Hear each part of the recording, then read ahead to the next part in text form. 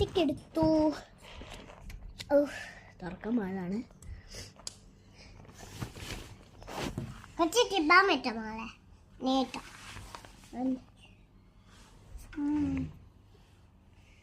Guys, പിന്നെ ബാക്ക്ഗ്രൗണ്ടിലെ voice വരുന്നതിന് വളരെ സോറി കേട്ടോ.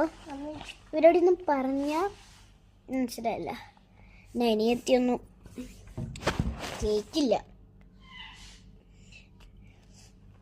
അതുപോലെ തന്നെ ഞാൻ ലിപ്സ്റ്റിക് ഇട്ടു.